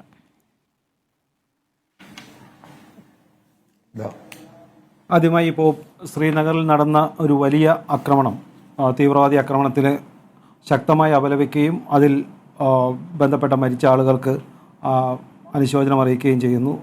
അതോടനുബന്ധിച്ച് തന്നെ ഇത്തരമുള്ള തീവ്രവാദ ആക്രമണത്തിൽ പെട്ടുമ്പോൾ കേരളത്തിൻ്റെ ഒരു രാഷ്ട്രീയ സ്ഥിതി, ഇത്തരം അക്രമത്തിൻ്റെ ഒരു ഭാഗം, അത് ശ്രീലങ്കയിൽ നടന്ന പള്ളിയിൽ നടന്ന ആക്രമണമായാലും ഫ്രാൻസിലായാലും നേരത്തെ റാണയുടെ ഈ ഒരു കേരള ബന്ധമായാലും എല്ലാ അക്രമങ്ങൾക്കും കേരള ബന്ധമുണ്ട് എന്നതും ഈ കേരളത്തിൻ്റെ ഒരു വികസന നേട്ടമായി നാളെ സംസ്ഥാന മുഖ്യമന്ത്രി എല്ലാം അവതരിപ്പിക്കുമോ എന്ന ഭയത്തോടെയാണ് ഞാനിരിക്കുന്നത്. അതല്ലാതെ മാറ്റിവെച്ചാൽ കേരളത്തിൻ്റെ വികസനം ഒരു ചരമകോളത്തിൽ ഒതുക്കുവാനുള്ള അത്ര പോലും വികസനത്തെക്കുറിച്ച് പറയുവാനില്ല. ഇപ്പോൾ സ്മൃതി പറഞ്ഞ, ഇപ്പോൾ താങ്കൾ ചോദിച്ച ആ ചോദ്യത്തിൽ നിന്ന് തുടങ്ങാം. ഈ വികസനത്തിൽ കേന്ദ്ര സർക്കാർ സംസ്ഥാന സർക്കാരിനെ തകർക്കുവാൻ വേണ്ടി ശ്രമിക്കുന്നു എന്നതാണ് ഇന്ന് മുഖ്യമന്ത്രി നടത്തിയ ഒരാരോപണം. നോക്കൂ, അത്തരം ആരോപണങ്ങൾ മനസ്സിലാക്കുമ്പോൾ പറയുമ്പോൾ കേന്ദ്ര സർക്കാർ അല്ലെങ്കിൽ കേന്ദ്ര ധനമന്ത്രി അവർ പാർലമെൻറ്റിൽ നൽകിയ ഒരു എക്സ്പ്ലനേഷൻ അതെങ്കിലും സംസ്ഥാനത്തെ മുഖ്യമന്ത്രിയോ ധനമന്ത്രിയോ മനസ്സിൽ കരുതേണ്ടേ? അന്ന് സംസ്ഥാനത്തെ ഈ MP-മാരെല്ലാം ഈ കാര്യങ്ങൾ പറഞ്ഞപ്പോൾ കേരളത്തിന് എങ്ങനെയാണ് കേന്ദ്ര സർക്കാർ ഈ കഴിഞ്ഞ 10 വർഷമായി ധനകാര്യ സമിതിയിൽ നിന്നും എടുത്ത് പണം കൊടുത്തത് എന്നുള്ള കണക്കുകൾ കേന്ദ്രം കൃത്യമായിട്ട് പറഞ്ഞില്ലേ? 1,57 ലക്ഷം കോടി രൂപ ഈ കഴിഞ്ഞ 10 വർഷത്തിനിടയിൽ സംസ്ഥാന സർക്കാരിന് കേന്ദ്ര സർക്കാർ, നരേന്ദ്രമോദി സർക്കാർ അധികാരത്തിൽ വന്നതിന് ശേഷം നൽകി. 2014 മുതൽ 2024 വരെയുള്ള ഒരു സാമ്പത്തിക വർഷത്തിൽ നൽകി എന്നുള്ള കണക്ക് സംസ്ഥാനത്തിൻ്റെ മുൻപിൽ, ഇവിടുത്തെ MP-മാരുടെ മുൻപിൽ ധനമന്ത്രി അവതരിപ്പിച്ചല്ലോ. അത് കഴിഞ്ഞ UPA കാലഘട്ടത്തിൽ 2004 മുതൽ 2014 വരെയുള്ള കാലഘട്ടത്തിൽ നൽകിയതിനേക്കാൾ 239% അധികമായിരുന്നു എന്ന കണക്ക് കൂടി മുന്നോട്ട് വെച്ചിട്ടുണ്ട്. പിന്നെ നമ്മൾ കഴിഞ്ഞ കാലഘട്ടത്തിൽ നമ്മൾ പറഞ്ഞ GST വരുമാനത്തിലെല്ലാം നമ്മൾ പറഞ്ഞിട്ടുള്ളതാണ്. എങ്ങനെയാണ് GST വരുമാനം എല്ലാം പല കാലഘട്ടങ്ങളിൽ എത്രയോ ഇരട്ടി ഈ സംസ്ഥാന സർക്കാരിന് കിട്ടിയിട്ടുണ്ട്. ഒരുപക്ഷെ സംസ്ഥാനങ്ങൾക്ക് കിട്ടിയതിൽ ഏറ്റവും മികച്ച വരുമാനം കിട്ടിയത് കേരളത്തിനാണ് എന്നുള്ള കണക്കുകളടക്കം നമ്മൾ പല ചർച്ചയിലും പറഞ്ഞു കഴിഞ്ഞിട്ടുള്ളതാണ്. അതുകൊണ്ട് സംസ്ഥാനത്തെ പണത്തിൽ ഞെരുക്കി എന്നുള്ള കണക്കുകൾ ഇന്ന് ജനങ്ങൾ വിശ്വസിക്കില്ല. കാരണം കൃത്യമായ കണക്കുകൾ ധനമന്ത്രാലയം മുന്നോട്ട് വെച്ചതുണ്ട്. ഇവർക്ക് അതിനെ എതിർത്തോ അല്ലെങ്കിൽ അത് തെറ്റാണോ എന്ന് പറയാനുള്ള ഒരു രേഖയും ഉണ്ടായിരുന്നില്ല. പിന്നെ അടുത്ത കണക്ക് എന്താണ്? സംസ്ഥാനത്തിലേക്ക് മറ്റു രീതിയിലുള്ള വികസന പ്രവർത്തനത്തിലേക്ക് സംസ്ഥാനത്തിന് പണം നൽകുന്നില്ല എന്നാണ്. നോക്കൂ, MGNR ഏറ്റവും പ്രധാനപ്പെട്ട ഒരു വികസനത്തിന് അല്ലെങ്കിൽ ജനങ്ങൾക്ക് ഡയറക്റ്റ് പണം എത്തിക്കുന്നത് തൊഴിലുറപ്പ് പദ്ധതിയാണല്ലോ. MGNRA പദ്ധതിയിൽ കേന്ദ്ര സർക്കാർ, ഈ BJP സർക്കാർ അധികാരത്തിൽ വന്നപ്പോൾ 30,000 കോടി രൂപയായിരുന്നെങ്കിൽ ഇന്നത് ഏതാണ്ട് 1 ലക്ഷം കോടിയിലടക്കം വന്നിരിക്കുന്നു. 80,000 കോടി കഴിഞ്ഞ തവണ ബഡ്ജറ്റിൽ മാറ്റിവെച്ചിരിക്കുന്നു. ഇൻക്രീസ് അടുത്ത 16 ലക്ഷം കോടി രൂപ വേറെ വെച്ചിരിക്കുന്നു. അപ്പോൾ എല്ലാ കാര്യത്തിലും കൃത്യമായി വരുമാനം നന്നായി കൊടുത്തിട്ടുണ്ട് ഓരോ സംസ്ഥാനങ്ങൾക്കും. മറ്റൊരു സംസ്ഥാനം കംപ്ലൈൻ്റ് ഇല്ല. പക്ഷേ എന്തുകൊണ്ടാണ് കേരളത്തിൽ ചില ഈ തൊഴിലുറപ്പ് പദ്ധതി തന്നെ കിട്ടാത്തത്? അത് കഴിഞ്ഞ 4 വർഷമായി കണക്ക് കൊടുത്തിട്ടില്ല എന്ന് പറയുമ്പോൾ അത് ഞങ്ങൾക്ക് കൊടുക്കുവാൻ ബാധ്യതയില്ല, ഞങ്ങൾക്ക് ഇങ്ങോട്ട് കിട്ടാൻ മാത്രമേ ബാധ്യതയുള്ളൂ എന്ന് പറയുന്ന രീതി ശരിയാണോ എന്ന് ജനങ്ങൾ ചിന്തിക്കട്ടെ. അല്ലെങ്കിൽ സ്മൃതി അതിന് ഒരു ശരിയായ ഉത്തരം ജനങ്ങൾക്ക് നൽകട്ടെ. ഞാൻ ഒരു കണക്ക് കൂടി പറയാം. ഇപ്പോൾ എൻ്റെ ബഹുമാനപ്പെട്ട PK നവാസ് കുറച്ച് കണക്ക് പറഞ്ഞു. കേരളത്തിലെ പണപ്പെരുപ്പം എങ്ങനെ, ഒരു മിനിറ്റ്, ഞാൻ നവാസ് പറഞ്ഞതിൽ കുറേ കാര്യങ്ങളുണ്ട്. PK നവാസ് പറഞ്ഞു പണപ്പെരുപ്പം ഏറ്റവും കൂടുതൽ കേരളത്തിലാണ്. വളരെ കൃത്യമായ കണക്കാണ്. NSOൻ്റെ കണക്ക് പ്രകാരം മറ്റ് ദേശീയ ശരാശരി 3.6 ആയപ്പോൾ പണപ്പെരുപ്പം ദേശീയ ശരാശരി 2 ഇരട്ടി. ഏതാണ്ട് 7.5% ആയിരിക്കുന്നു NSOന്റെ കണക്കിൽ. അതുപോലെ തന്നെ അൺഎംപ്ലോയ്മെൻറ്റ് മറ്റൊരു കണക്ക് പീരിയോഡിക്കൽ ലേബർ സർവേയുടെ കണക്ക് പ്രകാരം 15 മുതൽ 29 വയസ്സ് വരെയുള്ള ആളുകൾക്ക് 29% എന്നുള്ള വലിയ ഒരു കണക്കിലേക്ക് സംസ്ഥാനം പോയിരിക്കുന്നു. അതിൽ സ്ത്രീകൾക്ക് 47%, ദേശീയ ശരാശരി വെറും 19% മാത്രമേ ഉള്ളൂ. അപ്പോൾ ഈ തൊഴിലില്ലായ്മ പ്രത്യേകിച്ച് ചെറുപ്പക്കാരുടെ വളരെയേറെ കൂടിയിരിക്കുന്നു കേരളത്തിൽ. ദേശീയ ശരാശരിയുടെ പല മടങ്ങ് വലുതാണ്. അതുപോലെ തന്നെ പണപ്പെരുപ്പത്തിൻ്റെ കാര്യത്തിൽ ദേശീയ ശരാശരിയുടെ 2 ഇരട്ടിയോളം വരുന്നു പണപ്പെരുപ്പത്തിൻ്റെ കാര്യത്തിൽ. പിന്നെ അതേപോലെ കർഷകർക്ക് എന്തെങ്കിലും ഈ സംസ്ഥാന സർക്കാർ ചെയ്തിട്ടുണ്ടോ? ഏറ്റവും പാവപ്പെട്ടവൻ്റെയും കർഷകൻ്റെയും സർക്കാർ, അതാണ് ഇടതുപക്ഷ സർക്കാർ എന്നല്ലേ പറയുന്നത്. കർഷകർക്ക് നമുക്കറിയാം, കഴിഞ്ഞ 2 വർഷം മുമ്പുള്ള ഓണത്തിന് ഇവിടുത്തെ സംസ്ഥാന സർക്കാർ പറഞ്ഞിരുന്നു, കാർഷിക ഉൽപ്പന്നങ്ങൾ അടിസ്ഥാന വിലയിട്ടുകൊണ്ട് ഞങ്ങൾ എടുക്കും, 25 അടിസ്ഥാന ഉൽപ്പന്നങ്ങൾ, കാർഷിക ഉൽപ്പന്നങ്ങൾ ഞങ്ങൾ ഏറ്റെടുക്കുമെന്ന് പറഞ്ഞില്ലേ? 1 കിലോ എടുത്തതായിട്ട് സലാമിനെ എവിടെയെങ്കിലും പറയാൻ പറ്റുമോ? 1 കിലോ കപ്പ, 1 കിലോ നേന്ത്രവാഴ, 1 കിലോ ചേന എവിടെയെങ്കിലും നിങ്ങൾ എടുത്തോ? അതിന് വിലയിട്ട് വെച്ചത് നിങ്ങളുടെ ഖജനാവിലിരിക്കുന്നല്ലാണ്ട് 1 കിലോ പോലും എടുത്തോ? കർഷകർ അതുകൊണ്ടല്ലേ കൃഷിസ്ഥലങ്ങൾ ഉപേക്ഷിച്ചത്. ഇപ്പോൾ നോക്കൂ, നിങ്ങൾ തന്നെ നടത്തിയ സർവേയുടെ പ്രകാരം കൃഷിസ്ഥലങ്ങൾ ഏതാണ്ട് 50,000 അരിയുടെ പ്രൊഡക്ഷൻ 50,000 ടണ്ണ് കുറഞ്ഞിരിക്കുന്നു. അരിയുടെ ഉൽപ്പന്നം നടത്തുന്ന ഏരിയ അത് ഹെക്ടർ കണക്കിന് കുറഞ്ഞിരിക്കുന്നു. അപ്പോൾ ജനങ്ങൾ കൃഷി ഉപേക്ഷിക്കുന്നു. ചെറുപ്പക്കാർ നമുക്കറിയാം, ഇപ്പോൾ റിപ്പോർട്ടർ ചാനലൊക്കെ ഉള്ള ഏറ്റവും വലിയ പരസ്യം മോണോലിസ എന്താണ്ടൊക്കെ പറഞ്ഞുള്ള ഏജൻസികൾ നിരന്തരം വിദേശത്തേക്ക് ആൾക്കാരെ കയറ്റി അയക്കുവാനുള്ള പരസ്യം മാത്രമല്ല ഇന്ന് ചാനലിൽ.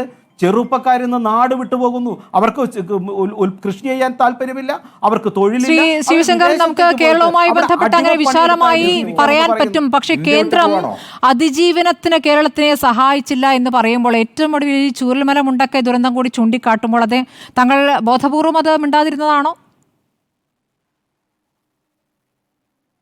അല്ല, ഞാൻ തീർച്ചയായിട്ടും ആ കണക്കുകൾ പറയാം. കുറച്ച് സമയം കിട്ടിയാലേ ഡീറ്റെയിൽ പറയാൻ പറ്റുള്ളൂ. ചൂരൽമല ദുരന്തത്തിൽ നമുക്കറിയാം എത്രയേറെ സംഘടനകൾ, സേവാഭാരതിയും BJPയും അടക്കം, DYFIയും അതുപോലെ തന്നെ മുസ്ലിം ലീഗിൻ്റെ സംഘടനയടക്കം എത്ര സംഘടനകൾ ഫ്രീ ആയിട്ട് ഇവിടെ പണിതു തരാമെന്ന് പറഞ്ഞു. അവിടെ വീടുകൾ, ഒരൊറ്റ വീടുകൾ പണിയാൻ സംഭവിച്ചു. വീടുകൾ പണിത സ്ഥലത്ത്, അവിടെ വീടുകൾ പണിത് തീർത്ത സ്ഥലം ഉദ്ഘാടനം ചെയ്യാൻ ഈ മുഖ്യമന്ത്രി വിളിച്ചിട്ട് പോയിട്ടില്ല. സോണിയാഗാന്ധിയും പോയിട്ടില്ല, അത് വേറെ കാര്യം. പ്രിയങ്ക ഗാന്ധിയും പോയിട്ടില്ല, അത് വേറെ കാര്യം. അപ്പോൾ സംസ്ഥാനത്തിൻ്റെ പാവപ്പെട്ട ജനങ്ങൾക്ക് വീട് കിട്ടുക എന്നുള്ളതല്ല, ആ വീടിൻ്റെ പേരിൽ പണം ഞങ്ങളുടെ ഖജനാവിലേക്ക് എങ്ങനെ വരുത്താമെന്ന് ആലോചിക്കുകയല്ലേ ഈ സംസ്ഥാന സർക്കാർ ചെയ്തിട്ടുള്ളത്. ആ സംസ്ഥാന സർക്കാരിൻ്റെ പേരിൽ അവിടെ ഖജനാവിൽ ഈ അടിയന്തരാവശ്യത്തിന് ഉപയോഗിക്കാനുള്ള പണം 5,000 കോടി രൂപ ഇപ്പോഴുമില്ലേ? അത് ചെലവാക്കിയോ? അവിടെ ചെലവാക്കിയത് പാവപ്പെട്ട ജനങ്ങളല്ലേ, ഓരോ സംഘടനകളല്ലേ. അവിടെ ഓരോ ദിവസവും ചെലവാക്കിയതിൻ്റെ കണക്ക് പറഞ്ഞ് 8 കോടിയും 10 കോടിയും ആവശ്യമെന്ന് പറഞ്ഞ് എഴുതി വെച്ച് പുറത്ത് പറഞ്ഞപ്പോൾ തെറ്റായ കണക്കുകളാണെന്ന് പുറത്ത് ജനങ്ങൾ പറഞ്ഞപ്പോൾ, മാധ്യമങ്ങൾ പറഞ്ഞപ്പോൾ, സംസ്ഥാന സർക്കാരിന് ജനങ്ങൾ സ്വന്തം മനസ്സാലെ നൽകുന്ന സഹായം, അതിന്റെ കണക്ക് കേന്ദ്രം എടുക്കണ്ടല്ലോ. കേന്ദ്രം തരേണ്ട ഒരു കണക്കുണ്ടല്ലോ, അതെന്താണ് തരാത്തത് എന്നുള്ള ചോദ്യമാണ്. അതിവിടുത്തെ ജനങ്ങൾ ചെയ്തിരിക്കുന്ന കാര്യം, ആ ഒരു വിശാല മനസ്കത അല്ലെങ്കിൽ ആ ഒരു കാരുണ്യം കേന്ദ്രത്തിന്റെ ഭാഗത്തുണ്ടായില്ലല്ലോ. ഇവിടെ പ്രധാനമന്ത്രി നടന്നു കണ്ടുപോയതല്ലേ, അതാണ് ചോദ്യം. ഞാൻ ഇപ്പോഴും പറയുന്നത്, സംസ്ഥാന സർക്കാരിൻ്റെ ഖജനാവിൽ പണമുണ്ടല്ലോ, അത് തീർന്നതിന് ശേഷം പോരെ ഇപ്പോൾ മറ്റൊരു സമയത്ത് ഇവിടെ കേന്ദ്ര സർക്കാരിൻ്റെ ഒന്നും മേടിക്കാണ്ട് വിദേശത്തേക്ക് തെണ്ടാൻ പോയ ഒരു സംസ്ഥാന സർക്കാരിൻ്റെ പ്രതിനിധിയും കൂടി ഉണ്ടല്ലോ ഇവിടെ. അപ്പോൾ ഇവിടെ സംസ്ഥാനത്ത് ഇരിക്കുന്ന സമ്പാദ്യം എടുത്ത് ഉപയോഗിക്കുവാനോ അല്ലെങ്കിൽ സംസ്ഥാനത്തെ ജനങ്ങൾ നൽകുന്ന പണം അല്ലെങ്കിൽ അവർ ദുരിതാശ്വാസ നിധിയിൽ ആകെയുള്ള തുക എന്ന കണക്ക് മാത്രമേ നോക്കിയുള്ളൂ. അല്ലാതെ ചൂരൽമല മുണ്ടക്കൈ ദുരന്തം എന്ന രൂപത്തിൽ തരാൻ ആലോചിക്കുന്നില്ല. കേരളത്തിന്റെ കയ്യിൽ എത്രയുണ്ട് എന്നുള്ള കണക്ക് കേന്ദ്രം എടുത്തുകൊണ്ടേയിരിക്കുന്നു. ശരി, ഞാൻ താങ്കളിലേക്ക് വരാം. ശ്രീ എ. സജീവൻ, ഇപ്പോൾ ആഘോഷത്തിനുള്ള സമയമാണോ എന്നുള്ളതാണല്ലോ ചോദ്യം. സർക്കാരിനെ സംബന്ധിച്ച് സർക്കാരിൻ്റെ നേട്ടങ്ങൾ പറയാം, അത് അവരുടെ ഒരു അവകാശമാണ്. സ്വാഭാവികമായും അടുത്ത വർഷം തെരഞ്ഞെടുപ്പാണ്, ഇനിയൊരു ആഘോഷത്തിന് സാധ്യതയുമില്ല. അപ്പോൾ ഉറപ്പായിട്ടും നേട്ടങ്ങൾ വിശദീകരിക്കണം. പക്ഷേ ഈ നേട്ടങ്ങൾ വിശദീകരിക്കാൻ ചെലവഴിക്കുന്ന തുകയാണ് ആശങ്കപ്പെടുത്തുന്നത്. കാരണം ഇവിടെ സമരം ചെയ്യുന്നവരോട് ഇവിടെ പണമില്ല എന്ന് പറയുന്നു, അവരുടെ തുച്ഛമായ ഒരു വേതനം ചോദിക്കുന്നതിൽ പോലും കൊടുക്കാൻ പണമില്ല എന്ന് പറയുന്നത് കേന്ദ്രത്തോടാണ് നിങ്ങൾ പോയി ചോദിക്കേണ്ടതെന്ന് പറയുന്നു. ആ സമരത്തിനോട് എടുത്ത രീതിയൊക്കെ നമ്മൾ കണ്ടതാണല്ലോ. അങ്ങനെ ഒരു വശത്ത് നിൽക്കുന്നു. അതോടൊപ്പം പല വകുപ്പുകളിലും കുടിശ്ശികയാണ്, പണം ചെലവഴിക്കാനില്ല, പദ്ധതികൾ പാതി വഴിയിലാണ്, അതിൻ്റെ കണക്കുകളൊക്കെ പുറത്തു വരുന്നുണ്ട്. അപ്പോഴാണ് ഇവിടെ ആഘോഷത്തിനായി കോടികൾ മാറ്റിവെക്കുന്നത്. 100 കോടിക്കടുത്താണ് ഈ ആഘോഷത്തിന് മാത്രമായി മാറ്റിവെച്ചിരിക്കുന്നത്. ഓരോ വകുപ്പിനും നൽകിയ കണക്ക് കൂട്ടി വരുമ്പോൾ അത് 100 കോടിക്കടുത്താണ്, 95 കോടി വരികയാണ്. അതിനുള്ള ഒരു അവസ്ഥയിലാണോ കേരളം എന്നുള്ളതാണ് ചോദ്യം. തീർച്ചയായിട്ടും ഏറ്റവും പ്രസക്തമായ ചോദ്യമാണ് സ്മൃതി ഇത്. കാരണം സ്മൃതി തന്നെ നേരത്തെ പറഞ്ഞ പോലെ ജനങ്ങൾക്ക് സർക്കാർ ചെയ്യുന്ന കാര്യങ്ങൾ ജനങ്ങളെ ബോധ്യപ്പെടുത്തുക എന്ന് പറയുന്നത് നല്ല കാര്യമാണ്, അത് ചെയ്യേണ്ട കാര്യവുമാണ്. പക്ഷേ ജനങ്ങൾക്ക് അത് അനുഭവപ്പെടുക എന്നുള്ളതാണ് ഏറ്റവും പ്രധാനപ്പെട്ട കാര്യം. ജനങ്ങൾക്ക് ഇപ്പോൾ നേരത്തെ ഇവിടെ സലാം ഇവിടെ പറഞ്ഞില്ലേ, ഇത്ര ലൈഫ് വീടുകൾ കൊടുത്തു, ഇത്ര അങ്ങനെ ഓരോ സർക്കാർ കൊടുത്ത കുറേ കാര്യങ്ങളുടെ നേട്ടമുണ്ട്. അതൊക്കെ അവർക്ക് ഓരോ ജനത്തിനും അനുഭവപ്പെടേണ്ട ഒരു കാര്യമാണ്. അങ്ങനെ അനുഭവപ്പെടുന്നുണ്ട് എങ്കിൽ അത് ജനത്തെ ബോധ്യപ്പെടുത്തേണ്ട കാര്യമില്ല. ഇനി ജനങ്ങളെ ഇക്കാര്യങ്ങളൊക്കെ കഴിഞ്ഞ 4 വർഷത്തെ അതല്ലെങ്കിൽ ഒന്നാം പിണറായി സർക്കാരിൻ്റെ കൂടി ചേർത്തിട്ട് 9 വർഷത്തെ കാര്യങ്ങൾ ജനങ്ങളെ തുടർച്ചയായി ഇത്ര കാര്യങ്ങൾ ഞങ്ങൾ ചെയ്തു എന്ന് ബോധ്യപ്പെടുത്തുന്നുണ്ട് എന്ന് വയ്ക്കുക. അതിന് വിവര സാങ്കേതിക വിദ്യ ഇത്രയധികം വികസിച്ച ഒരു സമയത്ത് കോടികളുടെ ഒന്നും ആവശ്യമില്ല. ഇത്രയും വിവരസാങ്കേതിക വിദ്യ തീരെ ഇല്ലായിരുന്ന കാലത്ത് ഒരാൾ ഇന്ത്യയിൽ അങ്ങനെ തൻ്റെ സിദ്ധാന്തങ്ങളും തൻ്റെ ആദർശങ്ങളും തൻ്റെ സമരാഹ്വാനങ്ങളും ഒക്കെ കോടിക്കണക്കിന് ജനങ്ങളുടെ മുമ്പിലേക്ക് എത്തിച്ചിരുന്നു ഗാന്ധി. ഒരു 5 പൈസയുടെ ചിലവില്ലാതെ അദ്ദേഹം പ്രാർത്ഥനായോഗങ്ങളിലായിരുന്നു. അതല്ലെങ്കിൽ അദ്ദേഹം അദ്ദേഹത്തിൻ്റെ മാധ്യമത്തിൽ പത്രങ്ങൾ അദ്ദേഹം നടത്തിയിരുന്ന പ്രസിദ്ധീകരണങ്ങളിലൂടെ ആയിരുന്നു. അപ്പോൾ അതൊക്കെ ആ രീതിയിലൊക്കെ ചെയ്യാം. ഇപ്പോഴതിനൊന്നും ആവശ്യമില്ല. വളരെ കൃത്യമായിട്ട് ഒരു മുറിയിലിരുന്നു കൊണ്ട് പറഞ്ഞു കഴിഞ്ഞാൽ ഇവിടെയുള്ള മുഴുവൻ ജനങ്ങൾക്ക് അത് വേണമെങ്കിൽ 5, 10, 15, 20 ദിവസം തുടർച്ചയായിട്ട് പറഞ്ഞുകൊണ്ട് ഈ കാര്യങ്ങൾ ഓരോന്നും വളരെ വിശദമായി പറയാം. മുഖ്യമന്ത്രിക്ക് ഈ പത്രസമ്മേളനം നടത്തിയിട്ട് ഓരോ കാര്യം ഈ 9 വർഷത്തിനിടയിൽ ഒന്നാം പിണറായി സർക്കാരും രണ്ടാം പിണറായി സർക്കാരും ചെയ്ത കാര്യങ്ങൾ ഇന്നതാണ് എന്ന് അക്കമിട്ട് പറയാതെ തെറ്റൊന്നുമില്ല. അങ്ങനെ ജനങ്ങളെടുത്ത് ബോധ്യപ്പെടുത്തുന്നത് നല്ല കാര്യമാണ്. ഇപ്പോൾ ശിവശങ്കർ പറഞ്ഞ പോലെ ഞാൻ ഇത് ഒന്നും ചെയ്തിട്ടില്ല, ഒരു കണക്ക് പറയുന്നത് അതിനോടൊന്നും ഞാൻ യോജിക്കുന്നില്ല. അതൊക്കെ അവരുടെ രാഷ്ട്രീയ താല്പര്യങ്ങളാണ്. പക്ഷേ ഈ കാര്യങ്ങളൊക്കെ പറയേണ്ട നല്ല കാര്യമാണ്. തൊട്ടടുത്തെത്തിയിരിക്കുന്ന തദ്ദേശ തെരഞ്ഞെടുപ്പ്, അത് കഴിഞ്ഞിട്ട് ഒരു വർഷം കൂടി നമ്മൾ ഒരു യാത്ര ഇതിനു മുമ്പ് കണ്ടതാണ്. ലോക്സഭാ തെരഞ്ഞെടുപ്പിന് മുമ്പ് നവകേരള യാത്ര അതേ രീതിയിലാണ്. പൗരപ്രമുഖരെ കണ്ട് യാത്ര. ഇതിൽ മുഖ്യമന്ത്രിയുടെ മാത്രം ഹോർഡിങ്സ് എല്ലാ ജില്ലകളിലുമായിട്ട് 500 ഹോർഡിങ്സ് ആണ്. അതിന് മാത്രമായിട്ട് 15 കോടിയാണ്. പിന്നീട് അങ്ങോട്ട് LED വാൾസ്, പ്രദർശന വിപണന മേളകൾ, പരസ്യങ്ങൾ, ട്രെയിനുകളിലും ബസ്സുകളിലും ഒക്കെ ഈ പരസ്യങ്ങൾ വയ്ക്കുന്നു, സാംസ്കാരിക പരിപാടികൾ നടത്തുന്നു, പൗരപ്രമുഖരെ കാണുന്നു. ഇത് ഏകദേശം നവകേരള യാത്രയുടെ അതേ മാതൃകയാണ്. തീർച്ചയായിട്ടും ഞാനതാ പറഞ്ഞു, ഒരു മുറിക്കകത്തിരുന്നു കൊണ്ട് ഈ നേട്ടങ്ങളെല്ലാം ഇവിടെയുള്ള മുഴുവൻ ജനങ്ങളെ അറിയിക്കാൻ പറ്റും. ഇനി അതല്ലെങ്കിൽ മുഖ്യമന്ത്രി ഇപ്പോൾ വീണ്ടും തുടർന്ന് വരുന്ന പോലെയുള്ള ഈ പത്രസമ്മേളനങ്ങൾ, മാധ്യമ സമ്മേളനങ്ങൾ, ആ മാധ്യമ സമ്മേളനങ്ങൾ അദ്ദേഹം 1 മണിക്കൂറോ 2 മണിക്കൂറോ ഇരുന്ന് പറയുമ്പോൾ കൃത്യമായിട്ട് എല്ലാ മീഡിയയും അത് ഒരേ സമയത്ത് ലൈവായിട്ട് കൊടുത്തുകൊണ്ടിരിക്കുകയാണല്ലോ. അപ്പോൾ അതിലൂടെയൊക്കെ ജനത്തിനെ അറിയിക്കാം. ഓരോ ജില്ലയിലും എത്തിയിട്ട് അവിടെ ഈ 250 പേരുണ്ട് ആ പരിപാടിക്കെങ്കിൽ ആ 250 പേർക്കും ചോദ്യം ചോദിക്കാൻ പറ്റില്ലല്ലോ എന്ന് ശ്രീ എച്ച് സലാം ചോദിക്കുന്നുണ്ട്. അത് പറ്റില്ല, സ്വാഭാവികമാണ്. പക്ഷേ വിമർശനം വരുന്ന ഏത് ചോദ്യങ്ങൾ നമ്മൾ കേട്ടിട്ടുണ്ട്? അത് ശരിയാണ്, സ്മൃതി പറഞ്ഞ വളരെ കൃത്യമാണ്. ആ ചോദ്യങ്ങളൊന്നുമല്ല പ്രധാനപ്പെട്ട കാര്യം. അങ്ങനെയുള്ള ചോദ്യങ്ങൾക്ക് കൊടുക്കുന്ന മറുപടി അത് നേരത്തെ തയ്യാറാക്കിയതാണോ അല്ലയോ എന്നുള്ളതിനേക്കാളൊക്കെ അപ്പുറത്തേക്ക് അതല്ല. ഇത് നേരത്തെ സ്മൃതി പറഞ്ഞ ആദ്യത്തിൽ സലാമിൻ്റെ അടുത്ത് പറഞ്ഞുള്ള കാര്യമുണ്ടല്ലോ, അവിടെ ഇത് ജനങ്ങളെ ബോധ്യപ്പെടുത്തേണ്ട കാര്യമാണ്, ജനങ്ങൾക്ക് അനുഭവപ്പെടേണ്ട കാര്യമാണ്. ജനങ്ങൾക്ക് അനുഭവപ്പെടുന്നുണ്ടാകാം, ഞാൻ ഇല്ലയെന്ന് പറയുന്നത്. ജനത്തിന് ഈ സർക്കാർ ചെയ്ത ഒരു കാര്യങ്ങൾ അനുഭവപ്പെടുന്നില്ല എന്ന് ഞാൻ പറയുന്നില്ല. ഇപ്പം ഈ ലൈഫ് പദ്ധതിയിൽ ഉള്ള വീടുകളും മറ്റു കാര്യങ്ങളൊക്കെ ഉണ്ട്. അത് ജനങ്ങളെ അനുഭവപ്പെടുമ്പോൾ തന്നെ അവർക്ക് നേട്ടമുണ്ടാകും. ഇനി അതല്ല, ഇതിനപ്പുറത്ത് ഒറ്റയടിക്ക് തന്നെ ജനങ്ങളുടെ ഇടയിലേക്ക് മുഴുവൻ ലിസ്റ്റും പറയണമെങ്കിൽ ഇങ്ങനെ ഓരോ ജില്ലയിലേക്കും പോകേണ്ട കാര്യമില്ല. ഇനി ഓരോ ജില്ലയിൽ പോകാൻ തന്നെ നമ്മുടെ എല്ലാ മന്ത്രിമാരുണ്ടല്ലോ, അവർക്ക് പറ്റുമല്ലോ, MLA മാരുണ്ടല്ലോ. ഇതേ കാര്യങ്ങൾ അവർക്ക് പ്രത്യേകമായിട്ട് ഈ മീറ്റിംഗ് ചേർന്ന് പറയാവുന്നേ ഉള്ളൂ. ഇതിനൊക്കെ അപ്പുറത്ത് യോഗം നടക്കുമ്പോൾ ആ യോഗങ്ങൾ പങ്കെടുക്കുന്ന ആളുകളുടെ എണ്ണം എത്രയാണ്? ഓരോ ജില്ലയിലുമാണല്ലോ നടക്കുന്നത്. ഒരു ജില്ലയിലെ എത്ര ശതമാനം ആളുകൾ ഈ യോഗത്തിൽ പങ്കെടുക്കും? മുഖ്യമന്ത്രി വന്നു പോയി എന്ന് പോലും അറിയുന്ന ആളുകൾ എത്ര പേരുണ്ടാകും? അപ്പോൾ സ്വാഭാവികമായിട്ട് അത് പിറ്റേ ദിവസം പത്രങ്ങളിലോ അല്ലെങ്കിൽ അന്നത്തെ ചാനലുകളിലൂടെയൊക്കെയാണ് ആളുകൾ അറിയുന്നത്. ഇതിനാണ് ഞാൻ പറഞ്ഞത്, ഒരു മുറിയിലിരുന്ന് പറഞ്ഞാൽ ഈ കാര്യങ്ങളൊക്കെ ജനങ്ങൾക്ക് മനസ്സിലാകും.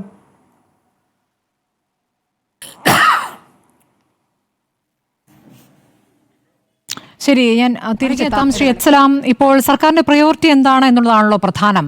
അങ്ങനെ പ്രയോറിറ്റി നിശ്ചയിക്കുമ്പോൾ നിങ്ങൾ ആഘോഷത്തിന് പ്രാധാന്യം കൊടുക്കുന്നു, ഇതാണ് വിമർശനം.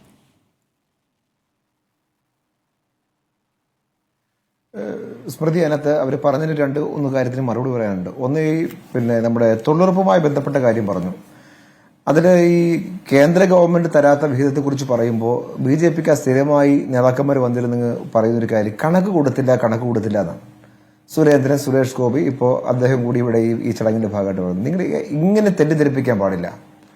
അതെല്ലാം ഒരു രേഖയായി തന്നെ സർക്കാരുകളുടെ മുമ്പാകില്ല. നിങ്ങളുടെ കേന്ദ്ര സർക്കാരിന്റെ കൈവച്ചുകൊണ്ട് സംസ്ഥാന ഗവൺമെന്റ് കൈവച്ചു. ഇപ്പോൾ നിയമസഭയിൽ തന്നെ ചില കാര്യങ്ങൾ പറഞ്ഞില്ലേ. ഇപ്പോൾ തൊഴിലുറപ്പുമായി ബന്ധപ്പെട്ട് അദ്ദേഹം പറഞ്ഞു 20/3/2025 ശിവരാജ് സിംഗ് ചൗഹാന് കൊടുത്ത വിശദമായ റിപ്പോർട്ടും അതിന്റെ കണക്കും നമുക്ക് ഡോക്യുമെന്റഡാണിപ്പോൾ. അതിന്റെ ലേബർ ബഡ്ജറ്റ് ഉൾപ്പെടെ കൊടുത്തു. നിങ്ങളെന്താ ചെയ്യുന്നത്?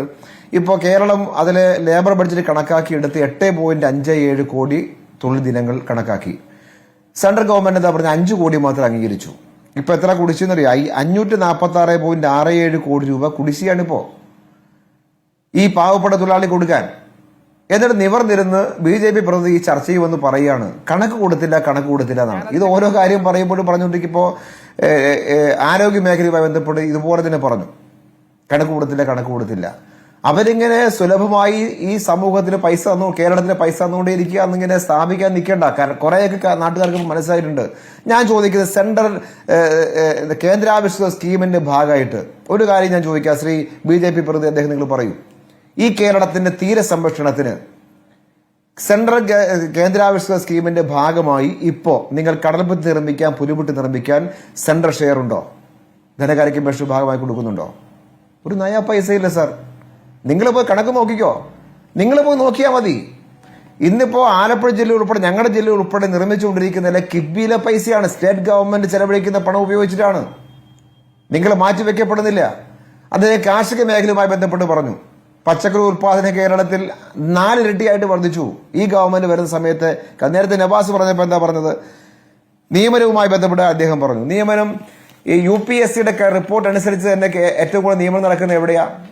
ഇന്ത്യയിലാകെ നടക്കുന്ന PSC നിയമനത്തിന്റെ 66% കേരളത്തിലാണ് നടക്കുന്നതെന്ന് ഞങ്ങൾ പറഞ്ഞ കാര്യം മാത്രമല്ല, UPSC ഔദ്യോഗികമായി പുറത്തു കൊണ്ടുവന്ന റിപ്പോർട്ടാണത്. 66% അല്ലേ? ഈ ഗവൺമെന്റ് വന്ന ശേഷം മാത്രം കൊടുത്ത നിയമനത്തിന് കണക്കില്ല. വെറുതെ 1,10,000 നിയമിച്ച താൽക്കാലികക്കാരുടെ കണക്കും താൽക്കാലികക്കാരുടെ ശമ്പള വർധനയും ഒക്കെ വരുന്നുണ്ട്. അത് ഞാൻ പറയാം. PSC വഴി നിയമിച്ച് ഈ ഗവൺമെന്റ് വന്ന ശേഷം മാത്രം ഇവിടെ കണക്ക്. സെക്കൻഡ് ഗവൺമെന്റ് മാത്രം 1,10,000-ലേറെ നിയമനം കൊടുത്തു. PSC വഴി നിയമനം 10,000 പുതിയ തസ്തിക സൃഷ്ടിച്ചു. എംപ്ലോയ്മെന്റ് എക്സ്ചേഞ്ച് വഴി സ്ഥിരം നിയമിച്ചത് 8,293. എംപ്ലോയ്മെന്റ് എക്സ്ചേഞ്ച് വഴി താൽക്കാലിക നിയമനം 34,859. ഇതാണ് 2 വഴിയിലൂടെ നമുക്ക് നിയമിക്കാനാവുന്ന ഈ ഗവൺമെന്റ് നിയമിച്ചത്.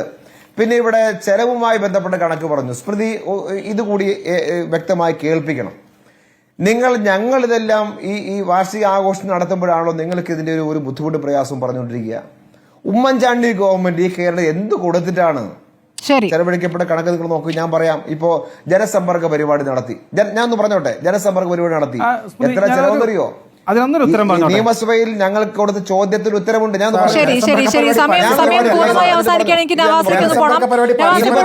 സർക്കാരിനെ കുറിച്ച്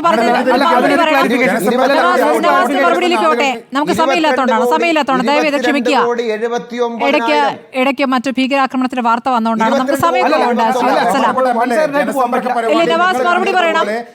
UDF കാലത്ത് ട്രഷറി അടച്ചിടുന്ന സാഹചര്യം പോലും ഉണ്ടായിട്ടുണ്ട്. അങ്ങനെ ഒരു സാഹചര്യം എന്തായാലും ഇപ്പോൾ ഉണ്ടായിട്ടില്ലല്ലോ എന്നുള്ളതാണ് തിരിച്ചുള്ള ഒരു ചോദ്യമായി വരുന്നത്. 22 കോടി അല്ല ചെലവ് പറയട്ടെ.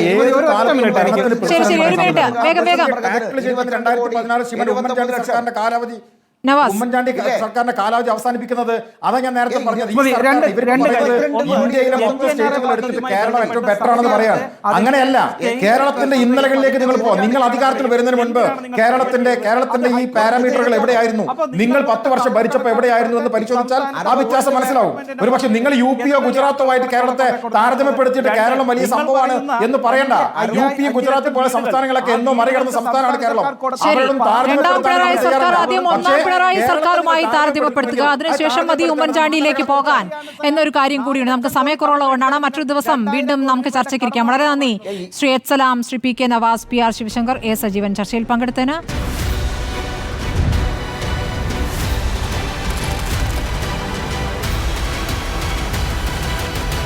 ഡിബേറ്റ് വിത്ത് സ്മൃതി പരുത്തിക്കാട്.